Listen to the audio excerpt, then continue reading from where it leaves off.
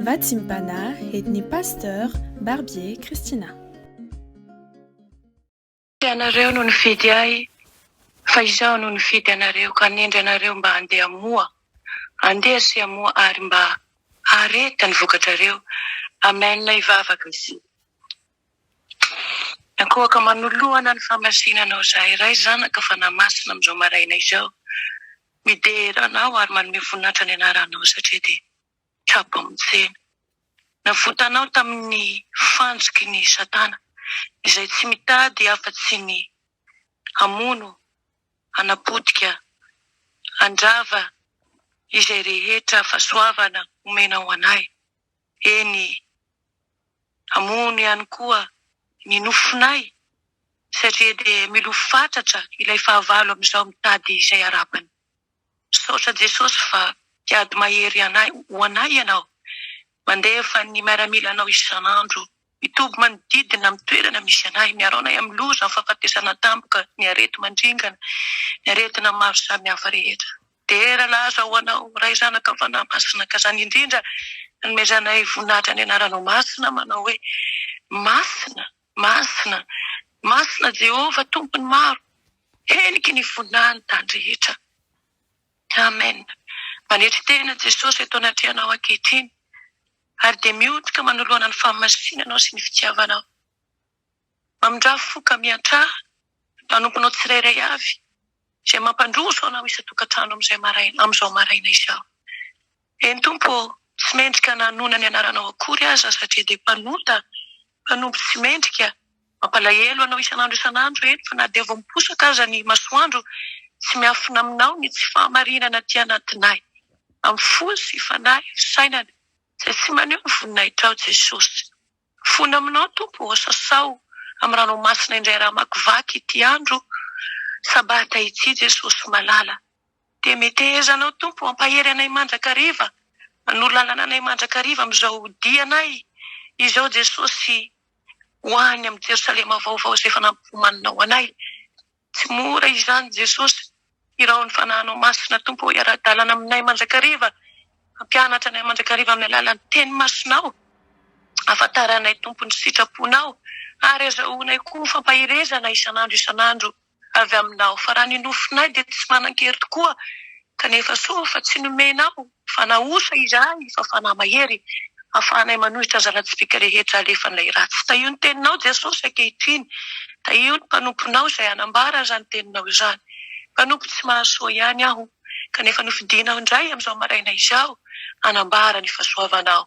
Misaotra Jesosy, misaotra mpamonjy hoderanay mandrakizay ny voninahitra. Alleluia. Amen. Miarahabantsika riavana amin'ny anaran'i Jesosy Kristy avy any Nazareta Trapamonjena, ary mbola nomeny tombonandro tokoa tratrany izao farany herinandro izao. Anio dia nandresy lahatra mpanompon'Andriamanitra indray ny hoe inona moa no atao hoe ny masirasira ny fariseo sy ny saduceo. Izany indrindra no hozaraina amintsika ho sakafom-panahy izao maraina izao, ka sokafantsika ny filazantsarany Jesosy Kristy tompontsika araka ny Matio 5:20, andininy ny 5 ka hatramin'ny 12. Matthieu chapitre 16 verset 5 à 12. Rehefa hita izany riavana, vakina amin'ny anaran'i Jesosy Tompo manao hoe: ary rehefa tonga teny ampita ny mpianatra, dia nanadino hitondra mofo izy, ary hoy Jesosy taminy: miheveraka mitandrema ianareo fandrao azony masirasira ny fariseo sy ny saduceo. Dia niara-ny saina izy ka nanao hoe ny tsy nitondra atsika mofo angamba angah izany. Ary Jesosy nahalala izany dia nanao hoe nahoana ianareo kely finoana no miara-misaina satria tsy manana mofo? Tsy mbola mahafantatra va ianareo ary tsy tsaroanareo va ny mofo 5 ho an'ny 5,000 ka 5 arona moa no nangoninareo?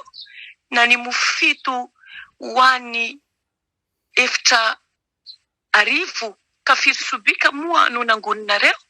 Ahoana no tsy ahafantaranareo fa tsy ny mofo no lazaiko taminareo? Fatandremo fandrao azy masirasira ny fariseho sy ny saduseho. Dia fantany fa sy nasainy hitandriny izy fandrao azony masirasira fanaovana mofo fa andrao azony fampianarany fariseho sy ny saduseho. Amen. Ray masina mana masinana amin'ny fahamarinana ny teninao no fahamarinana. Amen. Mbola mpitombona amintsika lalandava ary havana ny fahasoavana ombam-piadanana avy amin'Andriamanitra ray amin'ny alalan'i Jesosy Kristy tompontsika ary koa ny fampiresana miaraka amin'ny fanahy masina. Ny masirasira ny fariseho sy ny saduseho. Raha izao andihy an-dahatsoratra izao no hodinina avy hatrany dia mizara tahaka an'izao. Te hampianatra Jesosy ny mba tsy hanahitsika ny ilain'ny tena ary te hanambara koa izy mba hitandremantsika ny izay mety hamono ny fanahy. Hojerentsika araka n'izany lohateny lehibe izany izao fampahirezana zao maraina izao. Raharotin'i Jesosy mantsy ny fahasahiranany mpianatra nanadininy mofo izay atao vatsy mba mampianatra azy lesona sarobidy momba ny fampianarana mampididoza. Disy fandray ny tenin'ny Jesosy anefa ny mpianatra fa noheveriny fa resaka momba ny mofo hadininy fotsiny izany. Somary mafy sy mazava ny tenin'i Jesosy eto hoe nahoana ianareo ry kely finoana no miara-misaina satria tsy manana mofo. Dia lampatsiaro azy ny heriny izay tsy atoaina izay namahana olona 5,000 tamin'ny mofo kely 5 sy ny 4,000 tamin'ny mofo 7 izy eo anatin'izany. Anefa ry havana dia tsy tokony hanahy izy raha misy 12 lahy tsy manana mofo. Ary angamba antonina antsika koa izany ankehitriny izany fananarana izany. Matetika tokoa mantsy isika ry havana no kely finoana ka miahy ny zavatra madinika izay tokony tsy ho ahitsika akory toy ny momba izao fiainana izao, ny ara-nofo indrindra. Izany indrindra no ahitsika andro hamanalina. Ary efa nambaran'i Jesosy tokoa izany any amin'ny filazantsarany mba tsy ahitsika nireny zavatra ety an-tany ireny ka ilazantsika hoe inona no tafianay, inona no hoaninay sy ny sisa sy ny sisa. Rehefa variana momba amin'izao fiainana izao antsika ry havana ka tsy manana fotoana hiarahana amin'ny Jesosy Kristy Tompo dia antonina antsika tokoa ilay teniny eto hoe ry kely finoana. Aokary ho tsaroana fa ilay Kristy namahana ny 5,000 sy ny 4,000 tany anefitra. Izy indrindra no velona ry havana ka mikarakara antsika na dia amin'ny tiany io ty ary na dia amin'ny fiainantsika manontolo ny ho avy aza mikarakara antsika izay mety ho ilaitsika. Aoka hanana finoana tokoa isika fa izy no hiantoka ny zavatra rehetra izay ilaitsika amin'izao fiainana izao.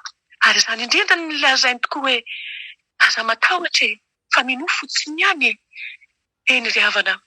Ny faharoa dia milaza koa hoe tandremo ary ny mety mamono ny fanahy. Izay tokony ahitsika indrindra dia izay mety mamono ny fanahy. Hazana tonga ny Jesosy eto nananatra mafy ireo mpianany hoe tandremo ny masirasira ny fariseho sy ny saduseho hoe inona no atao hoe masirasira. Ny masirasira mantsy eo amin'ny testamenta taloha dia ny fanehoana faharatsiana, ny fahaloavana, loza, ny kolikoly. Rehetra rehetra zany masirasira daholo zany ao amin'ny testamenta taloha. Ny masirasira kely fotsiny dia afaka manova tsiro ka manana akony goavana be eo amin'ny vongana manontolo dia ny tena manontolo zany. Koa ny masirasira ny fariseho dia entina maneho ny fomba mahazatra eo amin'ny fivavahana fotsiny zany izay tsy hanomezan-danja ny tenin'Andriamanitra izay fototra ny aitsika ny fiainantsika sy ny sitrapon'Andriamanitra. Ary dia nozarain'ny Tompo roa zany masirasira, ny fitovizan'ny masirasira sy ny fampianarana izany. Lazainy tokoa hoe tsy madio zany. Ny mofo nisy masirasira dia miverina tokoa mantsy fa iny ho tsy madio ka tsy hoanina amin'ny fotoana sasany izany. Dia manaraka an'izany koa zavatra miditra sy mitatra miasa mangina ka manimba ny vongana manontolo izany tahaka ny aretina ho mamiadana. Koa mila tandremantsika izany ry havana, tandremana izany masirasira ny fariseo izany.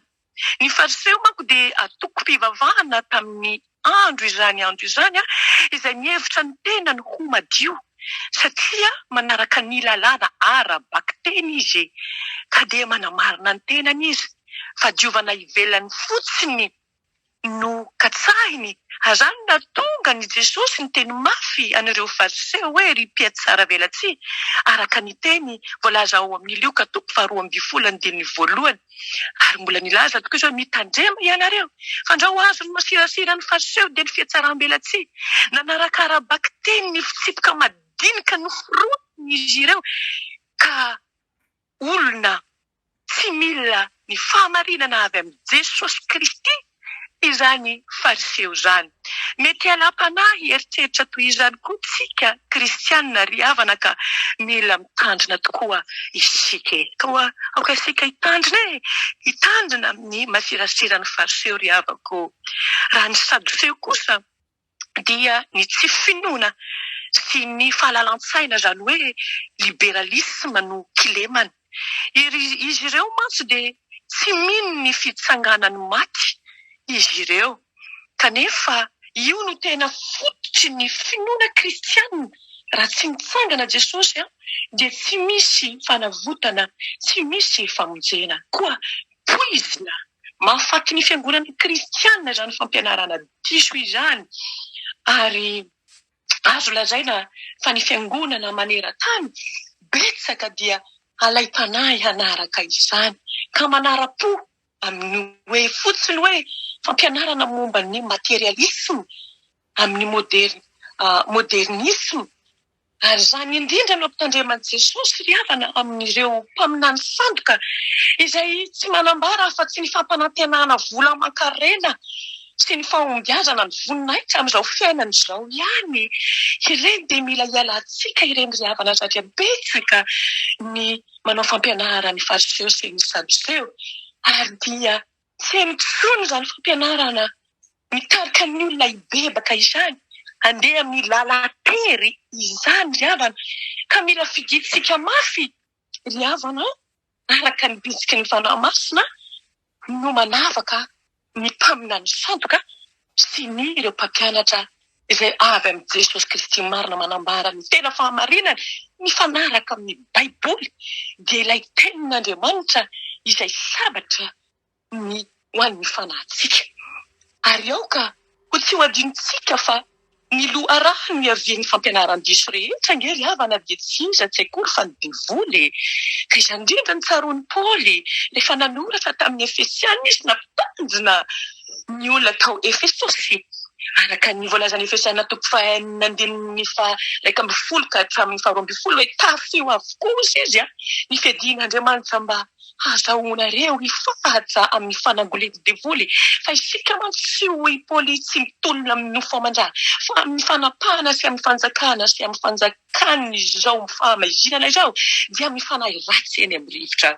Koa amin'izany toko izany Paoly ry havana dia manome feno ny fiadiana rehetra ilain'ny kristianina mba handresena ny devoly, indrindra ireo mpaminany sandoka izay manodikodina ny zanak'Andriamanitra amin'izao andro farany izao. Sindrina mafy ny hoe sabatra ny fanahy, tsy inona tsy akory izany fa araka ny voalaza teny aloha hoe ny tenin'Andriamanitra. Mila miaina amin'ny tenin'Andriamanitra isika, fa ny fariseo sy ny sadoseo mantsy tsy mba miaina tamin'ny teny nambaran'i Jesosy Kristy tompony ho laviny izany. Ary izany tenin'Andriamanitra izany dia tsy maintsy vakitsika, dinitsika andro aman'alina ianarantsika, ary izany ihany ny fiadiana hoentina mamono ny asany devoly, ka tsy azahoany mpaminany sandoka atsika ry havana amin'izao andro farany izao. Rehefa mamaky ny soratra masina isika dia hita miaraka amin'izay fa ny fotom-pinoana kristianina dia famonjena amin'ny alalan'ny finoana Jesosy Kristy tompo rery any. Koa aoka ho raisitsika izy anio ho fiainantsika manontolo mba tsy andresen'ilay ratsy antsika ry havana. Ny tenin'ny tompo anio hoe tandremo ny maserasera ny fariseho sy ny sadoseo. Fa Jesosy tompo raha tonga tamin'izao fiainana izao dia nanambara ny fahamarinana azy any, fa zany izao ny lalana sy ny fahamarinana ary ny fiainana. Koa ho raisitsika ho amin'ny fiainantsika tokoa ilay fahamarinana, ilay lalana tsara, ilay fiainana izay lalana masaka efa natolotr'Andriamanitra izay izorantsika. Fa nafoy ny tenany ho antsika no nalasa ny rano teo Kalvari mba hamonjeny antsika mba tsy andresen'ilay fahavalo. Dia indrindrandrindra ireo mpaminany sandoka, ireo fampianarany fariseho sy ny sadoseo izay anodikodina antsika hiala amin'ny fahamarinana marina, finoana velona amin'ny Jesosy Kristy avy any Nazareta. Azarery ny voninahitra atsika kosa ny fitandremana andro aman'alina fa atombotra ny andro mivavaka isika. Jesosy tompo, mankasitraka tompo, saotra ny fampitandremany. Betsaka ny Jesosy ny fampianarana elona izao anatin'ireny aina manjery ireny. Betsaka ny tena te hisikana olona be da be Jesosy. Anangona olona fotsiny Jesosy ameny ny fiangonana, fa kosa tsy anambara ny fahamarinana ao dia ny fitaomana ny olona indrindrandrindra hibebaka hiala amin'ny ratsy fanao. Eny Jesosy handeha hisafidy ny lala-tery Andriamanitra. Fa maro ireo mpaminany sandoka amin'izao tontolo izao Jesosy mampanatena Jesosy malalako arena vola fahombiazana voninahitra amin'izao fiainana izao. Ka maro ny misafidy ny lalana malalaka Jesosy amin'izao andro izao, ka mandeha any amin'ny lalana mikorobaka Jesosy malala. Dia maro voafitaka amin'izany tompo. Mampitanjona anay ianao amin'ity anio ity Jesosy mba tsy hisafidianana ny lalana misy ny masirasira ny fariseho sy ny sadoseo. Andrao tompo, very maina ny anarana ianao Jesosy malalako. Tompo, vonjeo zahay. Tompo, arovo ny zanakao afao zahay Jesosy, azao sanatria Jesosy. Efa te hisafidy tompo ny fampianarana ny fariseho sy ny sadoseo. Mangataka aminao tompo malala, satria dia manao izay ho afany an'ilay fahavalo fetsy fanambaranao tokoa dia izy dia voary fetsy. Adia hitanao ary miariary Jesosy malala fa maro na ny kristianina zao miembotra amin'ny finoany mangatsiaka maty amin'ny ara-panahy. Satria efa tsy mahazaka ny fampianarana fototra dia ny fampianarana Jesosy klema zay efa lalana masaka tokony isoranay Jesosy malalako. Vonjeo zahay Jesosy, sasanatria amin'ny zanakao majeno zao filazao tsara izao. Efa latsaka ao anatin'izany Jesosy, masirasira ny fariseho sy ny sadoseo zany mpamonjy malalako. Afao zahay Jesosy, afao afao ny zanakao Jesosy, mametraka feno eo ampelantananao ny fiainam-panahinay Jesosy malala, mba tsy ho voafitaka izahay tompo. Iorina mandrakariva amin'ny finoananao, ibanjina mandrakariva anao ka tsy azakazaka Jesosy malala, taka nataon'ireo mpianatra nanadino mofo ka hikatsaka ny hoan'ny tena sy ny mofo ihany, fa aoka tokoa hikatsaka izay fanahy Jesosy malala, izay fanahy mahery tompo malala, hikatsaka ny lanitra Jesosy. Izany mahasoanay tompo malala. Dia apetraka feno ampelantananao ny fiainanay, dia miasa mahery amin'ny zanakao tsirairay avy Jesosy malala. Ho voninahitra ny anaranao ary dia mba ho betsaka Jesosy ny andova ny fiainana mandrakizay dia ny lanitra izay efa homanao ho an'ilay naharitra hatramin'ny farany. Saotra mpamonjy malalako, saotra mba mbola miteny aminay ianao dia raha ny mandrakizay ny voninahitra. Raisoary ny fitahiana ny tsodrano izay tonona amin'ny anaran'i Jesosy Kristy tompo avy any Nazareta manao hoe ary ho an'izay maro anareo mba tsy ho tafitoina ary ametitsaka antsika tsy anatsiny ao anoloan'ny voninahiny amin'ny firavoravona ho an'Andriamanitra tokana mpamonjy antsika amin'ny alalan'i Jesosy Kristy tompontsika ny voninahitra, ny falebiazana, ny fanjakana, ny fahefana hatramin'ny taloha indrindra ankehitriny ary ho azy mandrakizay. Fa ho anareo kosa ry malala hoy ny tompo dia ataovy izay androsoanareo amin'ny finoana masina indritra ka ny vavao fanahy masina ary tehirizo ny tenantsika ho amin'ny fitiavan'Andriamanitra miandry ny famindram-pon'i Jesosy Kristy tompontsika ho fiainana mandrakizay. Matoky ilay efa niantso atsika ary izy ihany no ahefa izany. Mandehana hoy ny tompo amin'ny fifalian'ny tomponao. Manao kosa Jesosy tompo ianao mipetraka eo amin'ny seza sy fiandrianan'ny zanak'ondry, manao ny haja, ny saotra, ny hery, ny dera, ny voninahitra, fahefana.